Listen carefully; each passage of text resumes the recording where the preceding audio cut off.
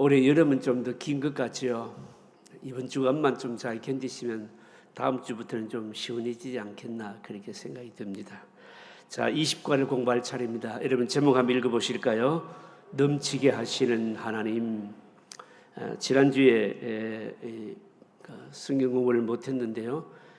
지금 이 본문의 내용이 고린도 교회가 예루살렘 교회 흉년을 만나서 어려움을 당한 예루살렘 교회를 향해서 구제 헌금하는 것과 관련돼서 계속되는 본문입니다. 거듭 말씀드립니다만 바울 서신의 특징은 어떤 한 사안에 대해서 그냥 단답형으로 말하지를 않고 바울이요 아주 깊은 영적인 원리를 끌어내고 답을 하고 있거든요. 이게 바울 서신의 여러분 특징입니다. 그래서 우리가 그런 원리를 잘 찾아낼 수 있다면 이 말씀의 풍성함을 우리가 알 수 있습니다. 넘치게 하시는 하나님입니다. 우리가 가끔 여러분 신문을 보거나 그 뉴스를 들으면 경제 뉴스를 들을 때 하는 말이 있거든요. 무슨 말을 하는가 하면 기업이 자기 자본을 잠식했다 이런 말을 많이 듣습니다. 기업이 자기 자본을 잠식했다. 어려운 말일 같은데 쉽게 말하자면 자기 미천을 지금 자꾸 까먹고 있다. 바로 이런 뜻입니다.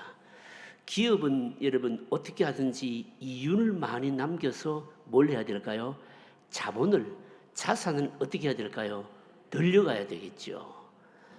자꾸 이윤을 남겨서 자본을 늘려가야 되는데 그런데 기업이 어쨌든 기업을 경영을 하는데 경영을 하고 나서 이익을 못 남기게 되면 가지고 있던 미천도 자본도 점점 깎아먹게 되겠죠. 그러면 결국은 나중에 어떻게 될까요? 파산을 해야 되는 겁니다. 기업이 파산을 하고 문을 닫아야 되는 거죠. 그런데 여러분 오늘요 이 본문에 사도 바울이요 이 원리를 가지고 얘기를 해요. 이 원리를요 농사를 짓는 것을 가지고 얘기를 하고 있거든요. 여러분 한번 들어보십시오. 농부를 지어서 열심히 농사를 지어서 수확을 거두었습니다. 그런데 수확을 거두었는데 농부가 자기 먹을 양식만 거두었다 이러면은 그 농사는 실패했을까요? 성공했을까요? 왜 실패입니까? 농부가 농사를 지어서 자기 먹을 양식만 여러분 딱 수확했다. 이거는 실패한 농사예요. 왜 실패인가 하면 다음 해에 또 뭘 해야 됩니까? 씨를 뿌려야 되잖아요. 농사를 하게 되면 농사를 짓게 되면 먹을 양식도 충분히 얻고 그 다음 해에 다시 씨를 뿌릴 뭡니까? 씨를 확보를 해야 되는 거예요. 그런데 이 고린도 교회가 예루살렘 교회를 위해서 구제 헌금을 보내는 것을 바울이요 뭐에다가 비유를 하고 있는가 하면요 농부가 씨를 심는 것, 씨를 뿌리는 것과 같다 이렇게 말씀하는 겁니다. 그러니까 씨를 뿌리게 되면 씨도 뭡니까 수확도 얻게 되고 또 씨를 얻는다라고 하는 말은 무슨 말인가 하면 내년에 또 뿌릴 수 있다는 거예요. 그러니까 우리가 남을 돕거나 어려운 사람들을 위해서 헌금을 하거나 하게 되는 것은 씨를 뿌리는 것과 같은데 씨를 뿌리게 되면 내 먹을 것도 얻지만 또다시 씨를 뿌릴 수 있도록 뭡니까 씨를 확보할 수 있도록 해주시는데 그게 무슨 말인가 하면 하나님은 또다시 도울 수 있도록 뭡니까 또 복을 주신다는 거예요. 그러니까 한 번 돕고 끝나도록 하는 것이 아니라 하나님을 나를 위해서 어떤 선한 일을 하게 되면 계속 선한 일을 할 수 있도록 씨를 뿌려서 수확도 얻고 또 뿌릴 수 있도록 씨를 넣는 것과 같이 그런 식으로 원리로 하나님께서 복을 주시는데 예루살렘 교회, 이 고린도 교회가 예루살렘 교회를 위해서 흉년으로 어려움을 당한 예루살렘 교회를 위해서 헌금하는 이 일, 그와 같은 원리로 너희들이 너무너무 축복된 일을 했다. 이게 오늘 본문의 내용입니다. 여러분요. 그러니까 사실은 여러분 오늘 우리가 이 본문을 통해서 바울이요 그냥 예루살렘 교회를 위해서 고린도 교회 교인들에게 단순히 헌금하는 것만을 말하는 것이 아니라 하나님의 백성들이 살아가면서 겪게 되는 어려운 사람들을 위해서 헌금을 하거나 돕거나 하는 이 일이 이게 하나님 나라 백성으로 얼마나 축복을 위한 부요한 일인가에 대해서 논증을 하는 것이 오늘 본문의 내용이에요. 한번 보도록 하겠습니다. 자, 여러분 서론 도움말 본문 2를 도움말 읽어보실까요? 같이 읽습니다. 사도 바울은 고린도 교인들에게 그들이 하나님의 말씀에 순종해서 남을 도울 수 있는 여유가 있다면 그것 자체가 엄청난 하나님의 복이요 사랑이라고 말합니다. 하나님께서 고린도 교인들에게 먹을 것을 주셨고 그 다음에 예루살렘 교회를 도울 수 있는 여유를 주셨다면 그것은 여분의 것을 주셨기 때문이며 이것이야말로 하나님의 복이라는 것입니다. 그러므로 하나님의 백성들이 남을 도울 수 있다는 것은 놀라운 하나님의 사랑을 확인할 수 있는 기회입니다. 자, 1번 문제 같이 읽어보실까요? 1번 같이 읽습니다. 하나님이 우리에게 필요를 공급하는 방법이 두 가지가 있습니다. 하나는 그야말로 정확하게 필요한 것만 채워주시는 것입니다. 즉 최저 생계비만 주시는 것입니다. 굶어 죽지 않을 정도로 주시는 것입니다. 이스라엘 백성들이 광야에 있을 때 하나님이 만나를 공급하신 것이 바로 이 방법이었습니다. 이때는 여유가 전혀 없었습니다. 그때 필요를 따라 공급받아 사는 것입니다. 이때는 문화생활이나 좋은 옷을 사 입는다는 것이 불가능합니다. 주로 훈련의 기간에 이 방법을 사용하시고 이때 우리는 자신의 모든 필요를 하나님께만 의지해야 한다는 것을 배우도록 하십니다. 그런데 다른 하나는 필요한 것 이상으로 여유 있게 주시는 것입니다. 풍성하게 주시는 이유가 무엇일까요? 자, 여러분 8절 말씀 같이 읽어보실까요? 8절 같이 읽습니다. 하나님이 능히 모든 은혜를 너희에게 넘치게 하시나니 이런 너희로 모든 일에 항상 모든 것이 넉넉하여 모든 착한 일을 넘치게 하려 하심이니라. 자, 여러분 보십시오. 질문이 뭔가 하면 우리가 살아가면서 돈이요 진짜 딱 생활할 수 있도록만 딱 주시는 때도 있고 어떤 경우는 좀 넉넉하게 주시는 그런 때도 있는데 주로 우리의 생활에 최저 생계만 딱 할 수 있도록 진짜 막 경제적으로 옴짝달싹하지 못하도록 그렇게 주시는 때 그때는 어때요? 여유가 하나도 없잖아요. 여유가 하나도 없습니다. 그런데 이때 이런 식으로 하나님께서 우리 공급하실 때는 주로 언제라고요? 어느 때라고요? 우리를 훈련하실 때 이렇게 하는 겁니다. 우리를 물질적으로 훈련하실 때는요. 그렇게 어떻습니까? 그러니까 하나님만 철저하게 의지해라고 딱 그렇게 하시는 거죠. 이스라엘 백성들이 애굽에서 나와서 광야 40년을 여정할 때 바로 하나님께서 공급해 주시는 원리가 이런 원리입니다. 만나를 주시는데 어떻게 하셨습니까? 절대로 욕심내서 필요 이상 얻지 못하도록 구하지 못하도록 그렇게 했고 그날 분량만 딱 얻도록 하게 하셨고 안식일을 앞두고서는 어떻게 했습니까? 이틀 분을 얻도록 하셨고요. 그만큼 뭡니까? 하나님께서 매 순간순간을 채우신다라고 하는 것을 공급하신다는 것을 훈련하게 하시는 것이죠. 그런데 어떤 때는 뭡니까? 진짜 하나님께서 내 삶에 필요한 것들뿐만 아니라 넘치도록 여분에까지 많이 주시는 그런 데도 있다 이 말입니다. 많은 것을 주실 때 왜 그렇게 하시겠느냐? 이때 도대체 뭘 생각해야 되겠느냐? 이 질문이거든요. 여러분 8절 하면 8절을 우리 읽었잖아요. 여러분 답이 뭘까요, 여러분요? 답이 뭘까요? 답이 뭔가 하면요. 이렇게 넉넉하게 주시는 이유가 뭔가 하면요. 착한 일을 뭐하게 하려고요? 넘치게 하기 위하여서. 착한 일을 바로 넉넉하게 하시는 것은 착한 일을 하기 위하여서 이렇게 주신다라고 하는 겁니다. 그런데 여기서 여러분 문제가 있는 겁니다. 무슨 문제가 있는가 하면요. 여러분 우리가 살아가다 보면 경제적인 부분이 굴곡이 참 여러분 많습니다. 굴곡이 많은데 없을 때는 진짜 돈이 한 푼도 없어요, 여러분요. 여러분들도 다 경험하시잖아요. 없을 때는 돈이 한 푼도 없습니다. 그런데 이상하게 돈이 없을 때에 꼭 해야 될 일이 많이 났습니다, 이게. 희한하잖아요, 이게요. 돈이 있을 때 해야 할 일이 많으면 그냥 해야 할 일이 나서는 대로 그냥 하면 되지요. 그런데 돈은 없는데 돈이 없을 그때에 꼭 해야 될 일이 많은 거예요. 여러분 그때 느끼는 게 뭡니까? 돈이 없을 때는요. 이것도 해야 되고 저것도 해야 되고 일이 막 났을 때 못하지요. 그때는 무엇뿐입니까? 마음뿐인 거예요. 저것도 꼭 해야 되는데 이것도 해야 되는데 그래도 돈이 없으니까 못하는 거예요. 마음뿐인데 그러면서 그때 여러분 뭘 생각해야 될까요? 그때 뭘 생각해야 될까요? 뭘 생각해야 되는가 하면 돈이 없을 때 이것도 하고 저것도 해야 되는데 못할 때 그때 뭘 생각해야 되는가 하면 나중에 돈이 있을 때는 요것은 꼭 가르쳐 하고 요것은 해야 되겠구나. 뭘 해야 될까요? 머릿속에 마음속에 생각을 해놓고 그림을 그려놓아야 돼요. 이게요. 여러분, 그래서 하나님의 백성들에게는 돈이 있을 때도 유익하고 없을 때도 유익한 거예요. 아, 목사님, 그 좀 안 좋은 말 같은데요. 돈이 있는 게 좋지 없는 게 뭐 좋습니까? 돈이 없을 때도 하나님의 백성들은 굉장히 유익해요. 왜 유익합니까? 왜 유익한가 하면 돈이 없을 때, 이때는 고난을 받는 때이고 여유가 없는 때이기 때문에 하나님께서 나중에 여유롭게 뭘 해주실 때를 생각해서 생각을 하고 그림을 그려놓는 때이기 때문에 돈이 없는 것도 여러분 굉장히 유익한 거예요. 왜 그럴까요, 여러분요? 이런 과정을 거치지 않고 사람에게 갑자기 돈이 많이 주어지면 어떻게 합니까?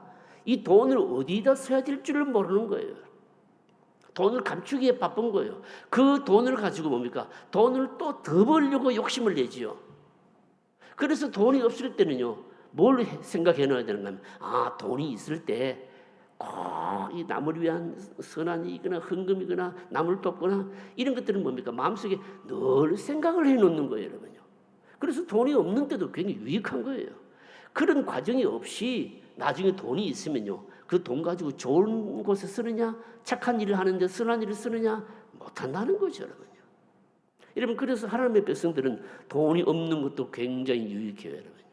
저는 사실 이 말씀을 저에게 사실 이제 적용을 하거든요. 여러분, 목사들은 보면 대체로 돈이 있습니까, 없습니까?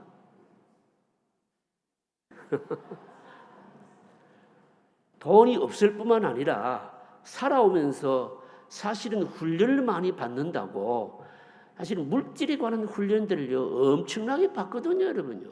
엄청나게 받아요, 여러분요.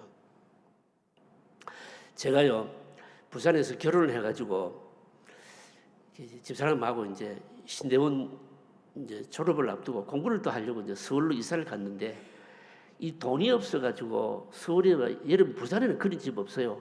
서울에 가보시면 반지하라고 하는 곳이 있어요, 여러분요. 그 완전히 사람 살 데가 못 되는 곳이거든요, 여러분요. 반지하에서 한 1년 정도 살았는데, 거기서 좀 살고 나니까요, 그 이후에는요 어떤 집에 살아도 궁궐 같아요. 이게 진짜라니까요, 여러분요. 어떤 집에 살아도 뭡니까? 다 좋은 거예요, 이게, 여러분요. 부교육자 시절에는요 경제적으로 얼마나 쪼달렸는가 하면, 아이 둘이 학교를 초등학교 다니는데 학교에 다 가는 그 학교 아이 그 준비물이 있지 않습니까? 그 준비물을 해주지를 못했어요. 지금도 집사람이 계속 얘기하거든요. 그러면서 이제 생각하는 게 뭔가 하면, 지금은 너무너무 부자죠. 그냥 생각하면 생각할수록 그냥 감사한 것밖에 없죠, 여러분요. 근데 여러분, 이런 과정이 왜 필요할까요? 여러분, 이런 훈련들을 물질로 이런 삶을 통해서 훈련을 안 받아 놓으면은 여러분 나중에 사람은 누구든지 마찬가지입니다. 좀 넉넉하게 되면요, 그 넉넉한 것을요 바로 쓸 줄을 몰라요, 여러분. 그래서 여러분, 어려움이 있을 때는, 힘든 일이 있을 때는, 경제적으로 쪼들리게 될 때는요, 그때는 뭐 할 때인가 하면, 무조건 내가 이를 악물고 견뎌야 될 때다 이렇게 하지 말고, 그때는 뭐 할 때가 하면, 하나님이 나중에 주시면은 뭘 해야 되겠다라고 그림을 그려놓는 때인 거예요, 이게요. 여러분들도 그런 비전을 가지고 있어야 되는 겁니다.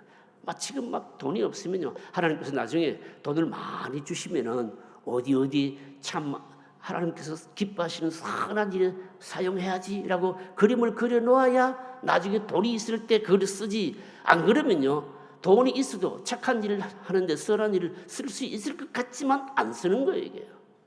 안 쓰는 겁니다. 그래서 하나님의 백성들에게는 돈이 있어도 좋지만 없어도 사실은 굉장히 복이고 유익한 거예요, 이게.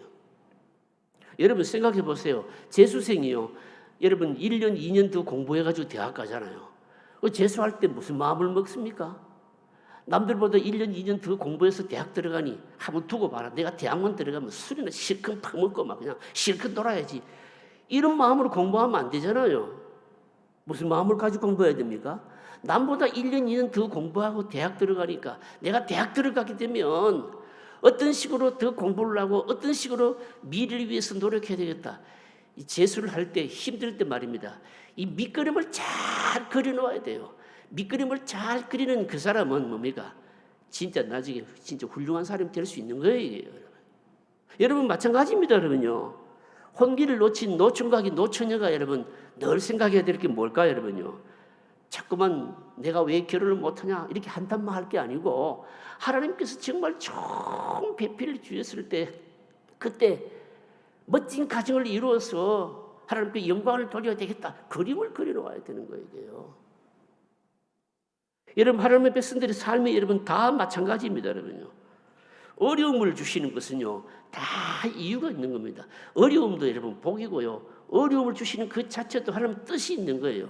이스라엘 백성들이 광야 40년을 여러분 만나와 메추라기를 먹고 훈련을 받았잖아요. 그 훈련 받은 이유가 뭡니까? 가나안 땅에 들어갔을 때 하나님께서 부요함을 주셨을 때 그 부요함이 우상이 되지 않도록 하기 위해서 훈련하시는 거 아니었습니까? 그 말씀입니다. 여러분. 1번 질문이 바로 그 말씀입니다. 고린도 교회 교인들에게 너희들이 예루살렘 교회 흉년당한 예루살렘 교회를 위해서 헌금을 했다는 그 자체가 벌써 이미 어마어마한 하나님의 뭡니까? 복을 주셨다는 것을 알아야 된다 말씀하는 겁니다. 2번 문제 읽어보실까요? 또 2번 문제 자체가 깁니다. 같이 읽습니다. 우리는 하나님이 부요하게 주실 때 망설이게 됩니다. 하나님이 우리에게 부요하게 주실 때는 선한 일을 위해 쓰라고 주셨는데 막상 부요하면 내 욕심을 향해 달려나가고자 하는 갈등이 일어납니다. 그래서 어려울 때 훈련을 통해 밑거름을 그려놓지 않으면 하나님이 그것을 주셨다는 생각과 내가 고생해서 얻은 것이라는 생각이 서로 갈등을 일으킵니다. 그 결과 우리 안에서 두 마음이 마구 싸웁니다. 한쪽에서는 다른 사람들과 나누어야 한다는 마음이 일어나고 다른 한쪽에서는 다음 기회로 미루고자 하는 마음이 일어납니다. 물론 이런 갈등 자체가 있다는 것만도 훌륭한 믿음입니다. 왜냐하면 대부분의 사람들은 이런 갈등조차 없기 때문입니다. 그렇기 때문에 어려울 때 밑그림을 그려놓지 않으면 사람들은 머리로는 지금 가진 모든 것이 하나님의 것이라는 사실을 알지만 약한 의지는 이것이 하나님이 주신 것이라는 생각을 포기하게 만듭니다. 바울은 그것에 대해서 무엇이라고 말합니까? 자, 9절 여러분 읽어보실까요? 9절을 같이 읽겠습니다. 기록된 바 그가 흩어 가난한 자들에게 주었으니 그의 의가 영원토록 있느니라 함과 같으니라. 가난한 자들에게 주었는데 그의 의가 영원토록 있다. 그의 의라고 이렇게 말하는 겁니다. 이게 무슨 말씀일까요? 고린도 교회가 예루살렘 흉년으로 어려움을 당한 예루살렘 교회를 위해서 헌금을 했습니다. 재물을 나누어주고 빈궁한 사람들에게 나누어주는 것을 선한 일을 하는 것을 여기 뭐라고 말하고 있습니까? 의라고 말하고 있습니다. 의라고 말하고 있는 겁니다. 그러니까 무슨 말입니까? 하나님께서 굉장히 귀하게 보신다는 것이요. 넉넉하게 우리에게 뭔가 여유가 있을 때 넉넉하게 하나님께서 뭔가 주셨을 때는 그것을 가지고 의를 나타낼 수 있는 바로 기회라는 것을 생각해라는 겁니다. 의라고 표현하고 있는 겁니다. 자, 그 다음 문제 보십시다. 3번은 이제 보충 문제인데요. 3번 우리 같이 읽어보실까요? 같이 읽습니다. 기록된 바 그가 흩어 가난한 자들에게 주었으니 그의 의가 영원히 있느니라 함과 같으니라. 이 말씀은 저가 재물을 흩어 빈궁한 자에게 주었으니 그 의가 영원히 있고 그 뿔이 영화로이 들리리로다라는 시편 112편 9절 말씀의 인용입니다. 시편에서는 재물을 나누어 빈궁한 사람에게 주는 것을 영원한 의라고 말하는데 이것의 진짜 의미가 무엇입니까? 이게 2번하고 연결되는 문제거든요. 가난한 사람들에게 가난한 이 예루살렘 교회를 위해서 도왔는데 하나님께서는 시편 말씀을 인용해서 이걸 의라고 말하는데 이때 이 의가 도대체 무슨 의미냐 이 말씀입니다. 여기서 여러분 우리는요 의라면 여러분 자꾸 생각나는 게 뭡니까? 의라고 하게 되면 신약적인 개념으로 구원받을 때 필요한 하나님의 의미가 의롭다 하심 자꾸 이거 생각하잖아요. righteousness 의 헬라 말로 디카이오스네라고 하는 이 말을 의롭다, 의라고 하는 이거 뭐 용서함을 받았다. 자꾸 이거 생각하는데 사실은 여러분 구약에서 말하는 의라고 하는 건요 전혀 다른 개념입니다, 여러분. 여러분 구원을 말할 때 의는요, 여러분 오직 다른 것으로는 이루어질 수가 없습니다. 구원에 관한 의를 말할 때는요, 딱 여러분 한 가지만 가지고 이루어집니다. 뭘까요? 피 이외에는 의가 성립될 수가 없어요. 없습니다. 여기서 말하는 시편에서 말하는 의는 뭔가 하면요, 하나님의 뜻대로 사는 것을 말하는 겁니다. 그러니까 남에게 나누어주는 것은 구원받은 백성으로서 마땅히 실천해야 될 일, 이게 의이고 이게 뭐라고요? 상급이라, 이런 뜻입니다, 여러분요.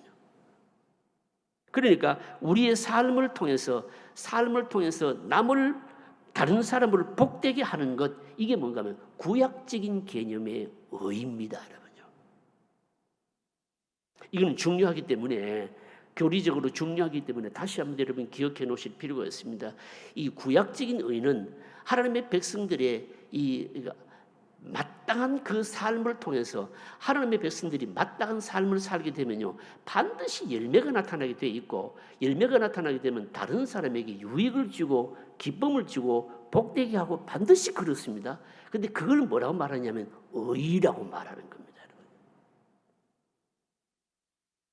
여러분 한번 생각해 보십시다. 이거 좀 우리가 적용해 봐야 되는데요, 신앙이 없는 사람들, 기독교에 관한 믿음이 없는 사람들도 여러분 어려운 사람들을 많이 돕잖아요, 그렇죠? 많이 돕습니다. 여러분 이거는 어때요? 여러분 이것도 사실은요, 그 사람이 뭐 태어나면서부터 성품 자체가 그런 것도 있겠지만 사실은 하나님께서 주신 마음입니다. 믿음이 없는 사람이 가난한 사람 돕고 하는 것도 이게 뭔가 하면 사실 일반 은총인 거죠, 여러분. 일반 은총입니다. 하나님께서 그런 마음을 주셔서 남을 도울 수 있도록, 돕도록 그렇게 감동을 해주신 것이죠, 여러분요. 사실은 여러분 이 부분에 있어서 아직 우리나라는요, 이 서구의 선진국에 비해서 많이 부족하죠. 서구의 선진국들은 여러분 기부 문화가 이 도네이션이 여러분 거의 뭡니까? 생활화되어 있습니다, 여러분요. 그래서 뭐 돈을 많이 번 기업가들이나 이런 사람들을 보면 남을 위해서 자선 사업을 많이 하잖아요. 우리나라는 아직까지 기부 문화 이런 것들이 뭡니까? 그렇게 활발하지는 않죠, 여러분요. 어쨌든 안 믿는 사람이 어려운 사람을 돕는 것, 이것도 일반 은총이고요, 하나님께서 주신 마음인 겁니다. 그런데 하나님의 백성들이 다른 어려운 사람들을 돕는 것은요, 이거는 일반 은총의 영역과는 조금 다른 성격인 겁니다, 여러분요. 왜 그럴까요, 여러분요? 왜 그런가 하면 여러분 믿음의 사람들은 이 남을 돕고자 하는 이런 마음을 하나님께서 우리에게 주실 때, 근데 그 마음에 우리가 순종을 하게 되면 여러분 나타나는 것이 뭔가 하면요, 그 도움을 받는 사람이나 이 사람들은요, 이 돕는 하나님의 백성들을 통해서 뭘 느끼게 되는가 하면요, 하나님을 느끼게 되고 하나님을 만나게 되고 하나님에 대한 믿음이 생기게 되는 겁니다, 여러분요. 그래서 일반 세상 사람들이 일반 은총의 영역 내에서 남을 돕는 거하고 믿음의 사람들이 남을 돕는 거하고는 조금 차이가 있는 겁니다. 믿음의 사람들이 어려운 사람을 돕는다든지 하게 되면 도움을 받은 사람은 그냥 단순히 도움을 받아서 고맙다 이게 아니고 믿음을 가진 사람들 통해서 도움을 받았기 때문에 누구를 만나게 되는가 하면 누구를 만날까요? 하나님을 만나게 되고 믿음이 생기게 되는 거예요. 이게 바로 여러분 다른 겁니다, 여러분요. 그러니까 하나님의 백성들이 뭡니까? 남을 위해서 착한 선한 일을 위해서 물질을 쓰게 되면은 이게 바로 뭐가 되는가 하면요, 의가 되는 겁니다. 하나님의 백성들이 바른 하나님의 백성다운 삶을 통해서 바로 뭡니까? 다른 사람들을 유익되게 하고 기쁘게 하고 그렇게 하게 되면 뭡니까? 결국은 뭡니까? 그 사람이 감사하게 되고 은혜를 느끼게 되고 믿음이 생기게 되고 하나님을 알게 되고 이게 바로 뭡니까? 의라고 하는 겁니다. 이게 바로 뭡니까? 구약적인 개념의 의라는 겁니다.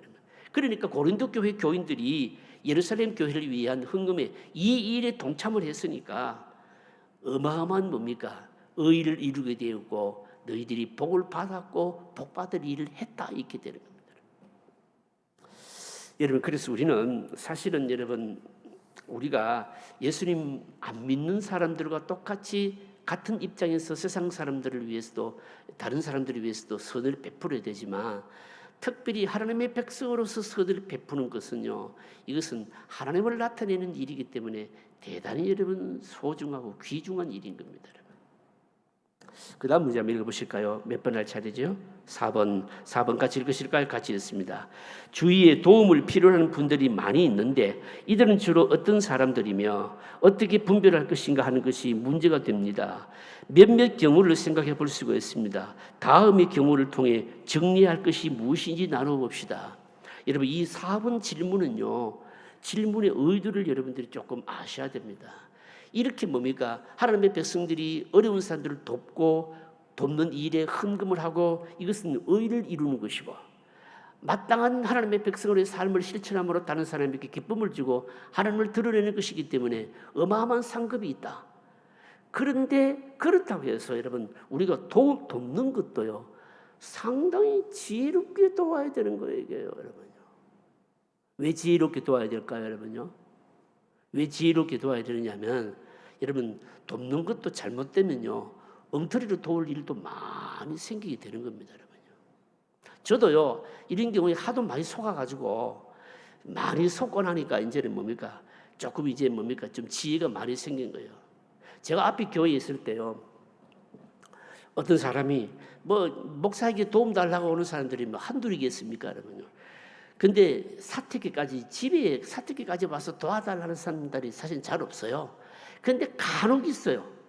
간혹 있는데 제가 한번 속은 적이 있는데 어떻게 속았는가 하면 이 사람이 제가 앞에 교회에 있을 때 앞에 교회도 교회 역사가 지금 우리 교회보다 역사가 사실은 더 오래된 교회거든요.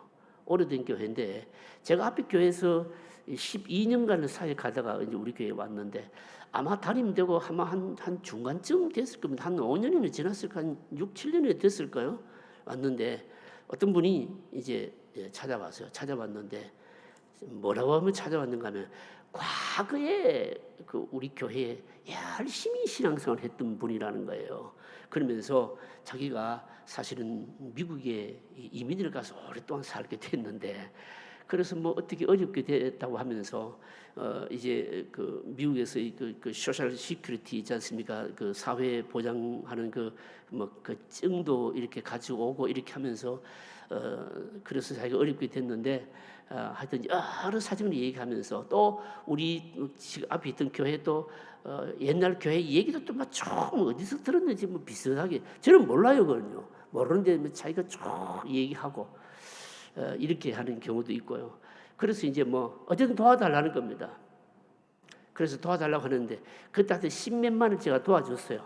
도와준데 나중에 알고 보니까 진짜일까요, 가짜일까요? 뻥인 거예요. 속은 거죠. 여러분 뭐 많습니다.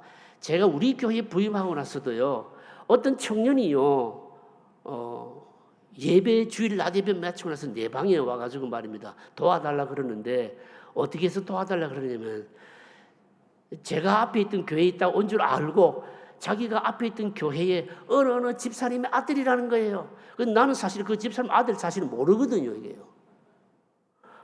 세월이 지나고 나니까 뭐 모르는데 근데 그 아들이 자기가 큰 범죄를 저질러서 부산의 교도소에서 교도소 생활하고 형기를 마치고 이제 나왔는데 집에까지 올라가려고 그러는데 차비가 없다고 차비 보태달라는 거예요. 그래서 5만 원 줬어요. 나중에 알아보니까 그것도 뻥이더라고. 보니까.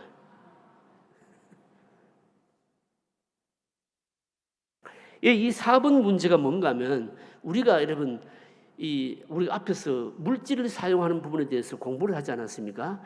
이 기계적으로 물질이 많다고 해서 기계적으로 사용하면 안 되는 겁니다, 여러분요. 교회에 헌금이 경제적인 재정적인 여유가 있다고 해서 이 재정적인 돈이 남으니까 무조건 많이 써야 되지 않느냐? 그거는 여러분 재정 지출을 잘 못하는 거예요. 교회가 돈이 아무리 많아도 뭡니까? 쓰지 않아야 될 것은 뭡니까? 지출 안 하는 거예요. 돈이 아무리 없어도 써야 될 것은 어떻게 합니까? 심지어는 빚을 내 가지고 와도 써야 되는 거예요, 이게요. 그게 헌금 사용의 원리거든요, 여러분요. 이게 여러분 남을 도와주는 것도 뭡니까? 잘 생각해야 된다는 그런 차원에서 묻고 있는 거예요. 몇 케이스를 얘기하거든요. 자, 첫 번째 보십시다. 첫 번째 케이스가 뭔지. 첫 번째 케이스가 뭡니까? 선한 사마리아인의 비유로 나오는 것과 같은 경우. 여러분, 이건 뭘 의미할까요? 선한 사마리아인의 비유 여러분 잘 아시잖아요.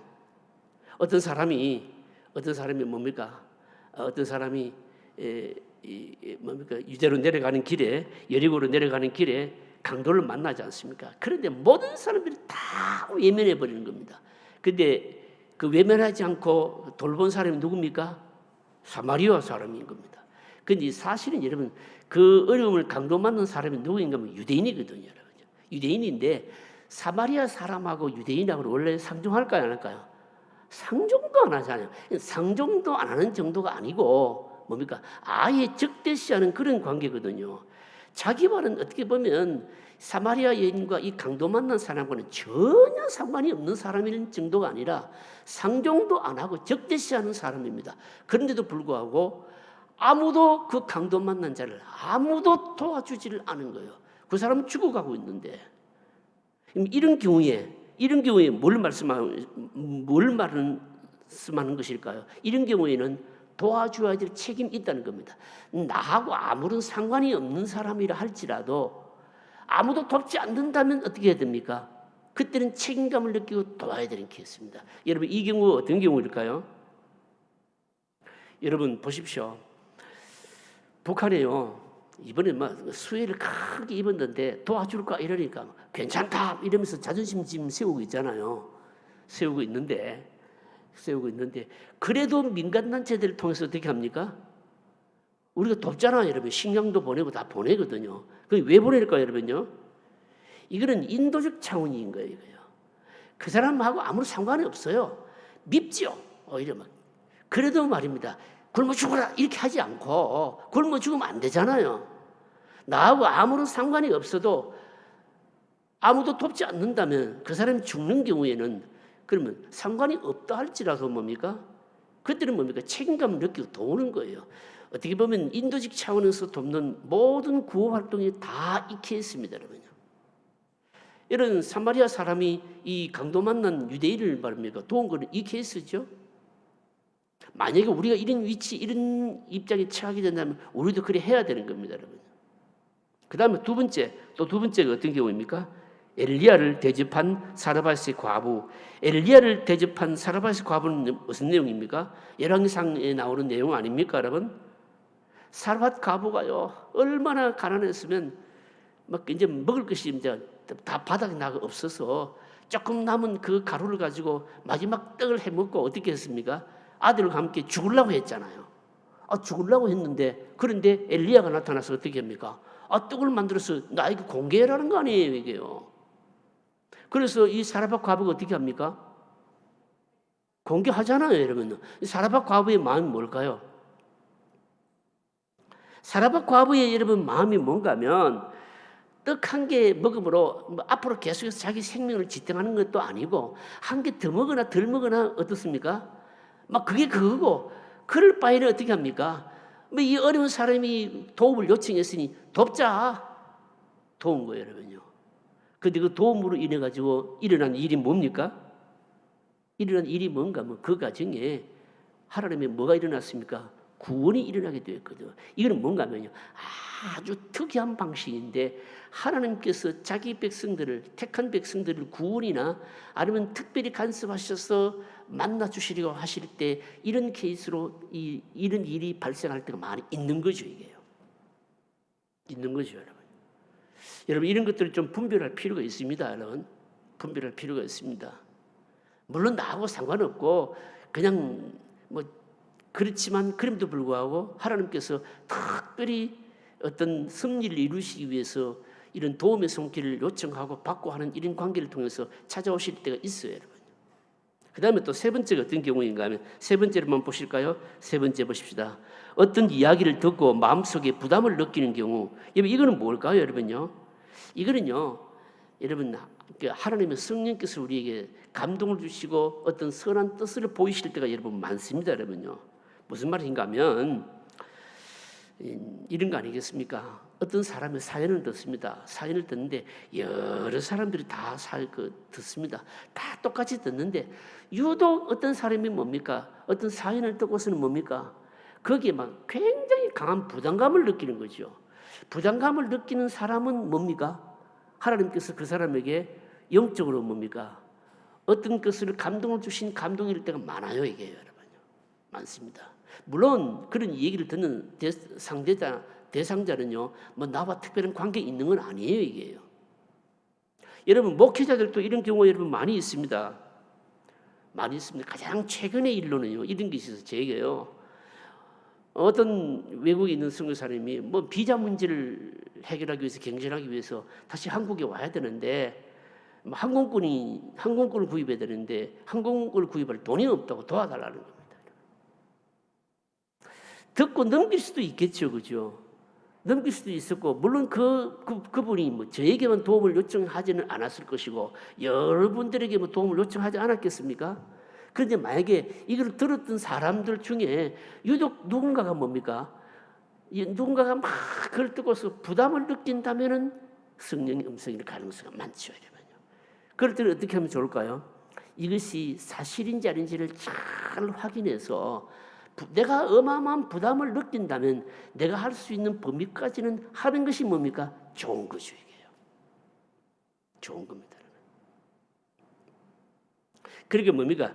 오늘 이 4번 문제는 무슨 내용인가 하면, 우리가 돕는다는 것은 하나님의 의를 이루는 것이고 굉장한 상급이 될 일이기는 한데, 그런데 돕는 것도 뭡니까? 굉장히 여러 경우가 있으니 지혜롭게 잘 분별해서 가려서 도와야 된다는 거죠.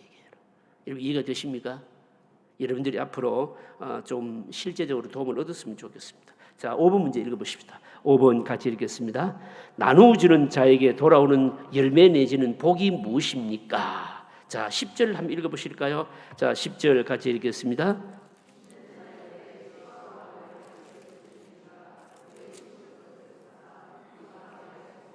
너희의 의의 열매를 더하게 하시리니. 자, 여러분, 답이 뭘까요?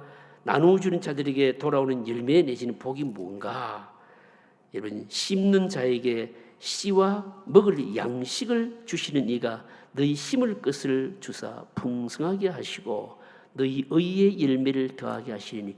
비유입니다. 비유인데, 그러니까 무슨 얘기인가 하면 나누어주는 자에게 돌아오는 열매 내지 복은 뭔가 하면요, 한마디로 말하자면 뭘까요? 한마디로 말하자면 다름 아닌 이는 뭡니까? 양식과 뭘 주신다고요? 씨를 함께 주신다. 여기 답인 거예요, 여러분. 양식과 씨를 함께 주신다. 앞에서 말씀드린 대로 여러분, 이것은요, 양식도, 먹을 양식도 주고 그 다음 해에 뿌릴 씨앗도 준다라고 하는 것은 어떤 의미인가 하면요, 그러니까 계속해서 선한 일을 할 수 있도록 한 번만 하고 끝내버리지 않도록 계속해서 하나님께서 그 일을 하실 수 있도록 주신다. 바로 그런 의미인 겁니다, 여러분. 여러분 생각해 보세요. 농부가 씨를 뿌렸는데 여러분 그 양식만 얻게 된다면 그는 여러분 기업이 열심히 경영을 했는데 이유를 못 남긴 거하고 똑같아요, 그거는요. 그럼 미친이 자꾸만 깔아먹는 것과 여러분 같은 것이거든요, 여러분요. 그런데 하나님 그렇게 하지 않으신다는 겁니다.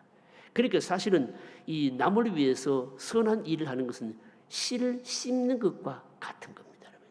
씨를 심으면은요, 농사를 이렇게 씨를 심으면 수확을 얻어서 먹을 것도 얻지만 그 다음에 뿌릴 것까지도 씨를 또 주시는 거니까 이 원리를 얘기하는 겁니다. 그게 여러분, 이게 바로 복이라는 거죠, 여러분요. 복이라는 겁니다. 근데 여러분 이걸요 6번 문제예요. 조금 더 깊이 지금 질문하고 있습니다. 여러분 6번 한번 읽어보실까요? 6번 같이 읽겠습니다. 바울은 남을 돕는 것을 무엇이라고 합니까? 자, 11절 12절 같이 읽어보실까요? 11절 12절 같이 읽습니다. 너희가 모든 일에 넉넉하여 연볼하면 그들이 우리로 말미암아 하나님께 감사하는 것이라. 이 봉사의 직무가 성도들이 부족한 것을 보충할 뿐 아니라 사람들이 하나님께 드리는 많은 감사로 말미암아 넘쳤느니라. 무슨 말씀인가 하면 씨를 뿌리면 먹을 것도 수확하게 되고 또 뭘 얻는다고요? 그 다음에 뿌릴 씨를 또 얻는다고 했는데 이 씨가 도대체 뭔가 하면 여기 이제 말씀하고 있는 거예요. 이걸 제가 여러분들이 좀 설명해 드리겠습니다. 설명해 드릴 테니까 여러분 잘 들어보십시오. 여러분 우리가 남을 도왔다 또 아니면은요 어려운 사람들을 위해서 연보를 했다 헌금을 했다 이렇게 할 때 우리는요 사실 어떤 생각을 하고 있는가 하면요 인과응보적인 이런 계산적인 사고방식이 많이 있어요. 무슨 말인가 하면 내가 100원을 가지고 헌금을 하고 또 뭐 1000원을 가지고 어려운 사람을 도와줬고 이래 하게 되면 하나님께서 이 1000원만큼이나 막 꼬빼기로 또 안 돌려주시겠느냐 이런 생각이 사실 있죠. 이게요 있는데 여러분 실제로 여러분 현실적으로는 산술적으로는 그렇지 않을 때가 더 많아요. 여러분 하나님 앞에 헌금을 하고 어려운 사람을 위해서 도와주고 나면은 돈이 나오고 나면 그 돈이 여러분 그대로 들어오나요 안 들어오나요? 사실은 안 들어올 때가 대부분이잖아요, 여러분요. 그럼 안 들어온다고 해서 그것이 안 돌아온다고 해서 산술적으로 안 돌아온다고 해서 내가 복을 못 얻었다 생각하면 안 된다는 거예요, 이게요. 그럼 복이 어떻게 그러면 나타나게 될까요? 내가 어려운 사람을 위해서 도왔습니다. 헌금을 했습니다. 뭔가가 도움이 되도록 이렇게 베풀었습니다. 이미 그것이 그만큼 뭡니까? 빠져나갔기 때문에 산술적으로는 손해입니다. 근데 손해가 아니고 또 하나님께서 그것만큼 나에게 산술적으로 안 돌려주신다 할지라도 그것을 통해서 도움을 받은 사람은 뭘 느끼게 될까요? 하나님을 느끼게 되는 거예요. 그래서 오늘 12절에 말씀하고 있잖아요. 12절에 보시면요. 뭐라고 말씀하고 있는가 하면 12절에 보시면 이렇게 말씀합니다. 11절에 보시면요. 이 봉사의 직무가 여기 12절에 이 봉사의 직무 이게 뭔가 하면 이 헌금하는 것이거든요. 헌금하는 것을 가지고 말합니다. 이걸 통해서 많은 감사로 말미암아 넘쳐났느니라. 그들이 우리로 말미암아 하나님께 감사하게 하는 것이니라. 그걸 받은 사람은요. 누구에게 감사합니까? 하나님께 감사하는 겁니다. 그러니까 내가 헌금을 하고 도왔는데 실제로 도움을 받은 사람은 누구에게 감사한다는 겁니까? 하나님께 감사하고 하나님에 대한 뭐가 생겼을까요? 믿음이 생기게 되고 하나님을 알게 된 겁니다. 이게 우리가 어떤 헌금을 하고 남을 돕고 산술적으로 돌려받는 것보다도 어마어마한 뭘까요? 복인 거예요. 그래서 실제로는 눈에 보이기는 어떻게 보면 남을 돕거나 연보를 하거나 하게 되면 손해인 것 같지만 실제로는 뭡니까? 손해가 아니고 어마어마한 뭡니까? 복을 사실은 우리가 받은 거예요. 하나님을 통해서 그 사람이 감사하고 하나님께 대한 믿음이 생기고 그것으로 인해 가지고 이게 뭘까? 이게 바로 이 하나님께 바울이 말하는 농부가 씨를 뿌리고 수확을 먹을 것만 얻는 것뿐만이 아니고 씨를 그 다음에 또 뿌리 씨를 얻었다 하는 이 씨에 해당되는 게 바로 이거예요, 이게요. 여러분 그래서 우리는 생각해야 됩니다. 우리가 선한 일을 할 때 사실은 어떤 경우에 선한 일을 하고도요, 그냥 선한 일을 하고 끝나버리고 나니까 그냥 내가 그냥 손해봤네 이 생각할 수 있을는지도 모르지만 실제는 그렇지 않다는 거죠. 눈에 보이지 아니하는 많은 뭡니까?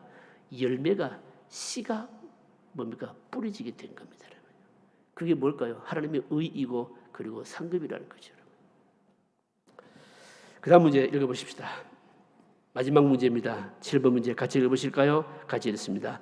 헌금에 담긴 신앙의 척도가 무엇입니까? 자, 13절 14절 같이 읽으실까요? 같이 읽습니다. 이 직무를 증거로 삼아 너희가 그리스도의 복음을 진실히 믿고 복종하는 것과 그들 그 모든 사람을 섬기는 너희의 후한 연보로 말미암아 하나님께 영광을 돌리고 또 그들이 너희를 위하여 간구하며 하나님이 너희에게 주신 지극한 은혜로 말미암아 너희를 사모하느니라. 자, 이게 무슨 말씀입니까? 헌금에 담긴 신앙의 척도가 뭐냐 이렇게 묻거든요. 이 질문의 답이 뭘까요, 여러분요? 여러분 헌금은 뭔가면 사람이요 자신에게 주어진 시간이나 아니면 물질이나 이런 것을요 어디에 쓰는가 이걸 보게 되면 그 신앙의 중심을 알 수 있다는 거죠, 여러분요. 신앙의 중심을 여러분 알 수 있습니다. 그래서 예수님께서도 네 보물이 있는 곳에 뭐가 있다고요? 마음이 있는 곳에 뭐가 있다고요? 이 말 같고 저 말 같죠? 무슨 말씀인가 하면 여러분 우리의 중심이 있으면 반드시 뭐가 따라야 된다고요? 물질인 거예요. 물질이 뒤따르지 아니하는 마음은 뭡니까? 그냥 뭡니까? 공상인 거예요. 공상인 거예요. 여러분들이 헌금 얘기하는 거 아닙니다, 여러분요. 헌금 많이 하세요. 천만에요. 그게 아닙니다. 하나님께서 언제나 우리 중심을 보십니다, 여러분. 중심을 보십니다. 그런데 여기 보시면요, 뭐라고 말씀하는가 하면 너희의 후한 연보로 말미암아 하나님께 뭐하고요? 영광을 돌리고. 우리가 하나님께 영광 돌리는 방법이 많이 있는데 그 많은 것 중에 하나가 뭔가 하면 바로 연보로 말미암아 특별히 어려운 사람을 위해서 내가 물질을 사용했다면 그것이 여러분 뭡니까? 그 물질로 도움을 받은 사람은 결국 누구를 생각하는가 하면요, 하나님을 생각하기 때문에 결국 그것이 뭐가 될까요? 하나님께 영광이 되는 겁니다. 여러분 그래서 여러분 우리가 마음이 있는 곳에는 반드시 뭡니까? 물질이 함께 가야 되는 거예요. 가야 됩니다. 그런데 여러분 믿음 생활에 보면요, 죽으라고 여러분 물질에 대해서 아주 인색한 사람들은 입으로는 여러분 신앙이 대단히 있는 것 같지만 어쩌면 여러분 그 신앙은 여러분 바른 신앙이 아닐 가능성이 여러분 많습니다. 여러분. 남을 위해서 뭔가 조금이라도 희생하는 것은 이것은 복음이죠. 여러분 이것은 뭔가 하면요, 은혜를 나타내는 가장 확실한 방법 중에 하나다. 바로 이겁니다. 자, 결론적인 정리 읽어보겠습니다. 같이 읽겠습니다. 복음을 진실이 믿는 사람은 될 수 있는 한 자기를 위하여 지출은 줄이고 남을 위한 일에 사용합니다. 이런 신앙이 살아있는 신앙이요, 더 많은 것을 심을 수 있는 씨까지 풍성하게 받게 됩니다. 아무리 부족해도 한 번씩 기회를 주십니다. 그때를 놓치지 않고 심는 자는 하나님이 부족한 것을 다 채워주시는 것을 체험할 것입니다. 남을 도와주는 것은 하나님의 복음과 은혜를 나타내는 확실한 방법 중에 하나요, 복을 받는 확실한 밑거름입니다. 기도하실까요?